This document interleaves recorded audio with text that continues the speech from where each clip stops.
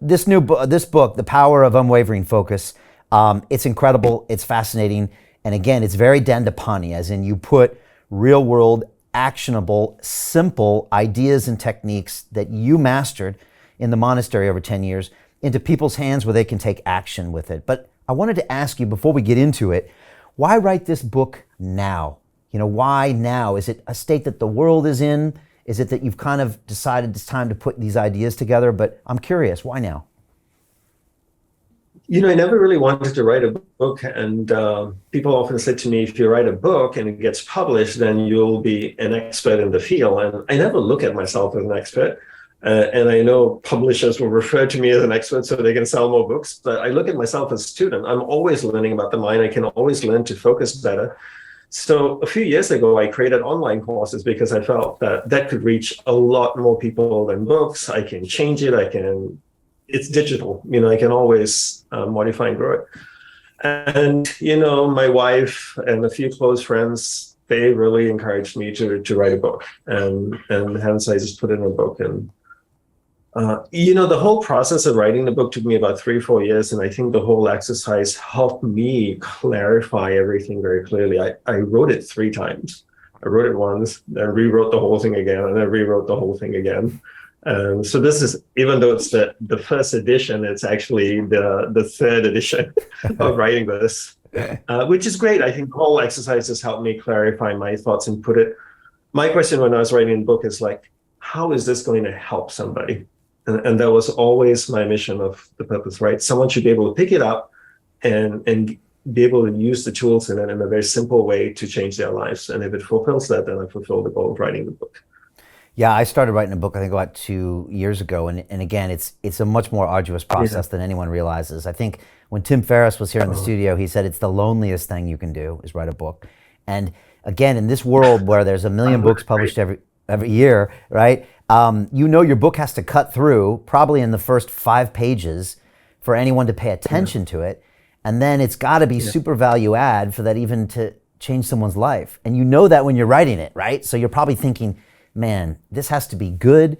It has to grab people. It's got to be communicated well, and it's got to be effective. So I'm guessing that was on your mind when you constructed all of this. Yeah, no, for sure. And then the intent, right? The intent of really, how can I serve the reader? How can the reader benefit from this? And that was just really the primary thing I held in my mind throughout the whole process. And that's why after writing the first time, I went like, it's not good enough. And I wrote it again, and then I wrote it a third time. And obviously it can be improved on, but holding that intent of this has to serve the purpose. If not, I just write a Harry Potter or some, fiction book that people can just read and enjoy. But the goal of this book is not for that. The goal is for people to change their lives with the tools within it. Yeah, good for you, man. I'm so glad you did. I want to jump into some parts of this book and some of the ideas, but I remember one of the big things I remember from our conversations over the years is you talking about concentration, Dandapani. I remember you talking about even when you were sweeping one of the huts in Hawaii, your guru had said, concentrate on what you're doing, concentrate on the sweeping, concentrate on the task at hand. And I remember you were the first person to ever talk about that on my show before or since, about concentrating on whatever you're doing, even if it might be a quote unquote mundane task. You were all about that concentration, and that seems to go throughout this book. And I was wondering if you could talk about that, because most people would say, why should I concentrate on brushing my teeth? Or why should I concentrate on running on the treadmill? This is just something I have to do in order to do the things in my life that matter. But you don't really look at it that way, do you? No, I don't. And at the end of the day, the first thing we need to do is really define what's the impetus for learning to focus. And for me, the greatest impetus for learning to focus is that we only have one life. Even though I'm a Hindu and I believe in reincarnation, I know in this life I'm Dandapani, who knows what I'm going to be in my next life. And if I have one life and I know that my life is finite, not short, meaning that there's a clear definitive end to it, then how do I want to live that life? My goal is at the end of my life to be able to look back in my life and go, that was an amazing life. And for me to be able to say that, I need to first define my purpose in life. I have to have my purpose define my priorities in life, meaning who and what's important. And then I need the ability to stay focused on those priorities. When I can be focused on those priorities, be present in those priorities. The byproduct of that is I live a rewarding life. Now that's my impetus for leading a focused life. I don't want to get to the end of my life, Brian, and look back and go like, I should have done that. I wish I did this. I wish I did that, which is most people. I don't want that. I know I only have one shot. I don't get a second chance. So the ability to define my priorities and purpose and the ability to focus allows me then to know that I lived an amazing life. Now, the ritual of practicing focus throughout the day is one way to bring the practice of focus into your whole life, to make it a routine, a ritual, so that you become good at it, right?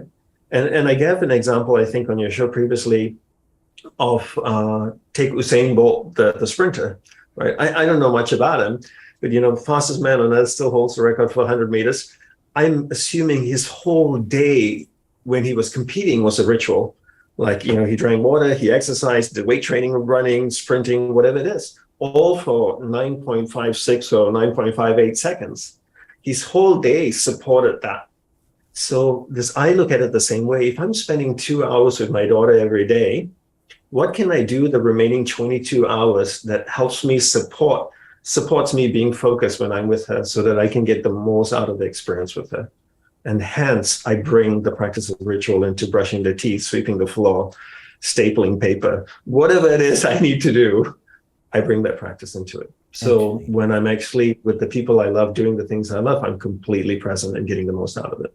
Hey, it's Brian Rose, founder of the DeFi Academy. I've told you my 4-week crypto bootcamp is amazing, but don't take my word for it. This is what my students are saying. The DeFi Academy was an amazing experience for me. It took me totally out of my comfort zone. In this course, I was challenged, I was held accountable, and pushed to do things that honestly weren't always easy. It's been phenomenal, and I can't believe we're already up on our 4 weeks. It has flown by. Going through this DeFi accelerator by far was one of the best courses I've taken. You do this course, you really get into the nitty-gritty of the activities that will make you comfortable with decentralized finance.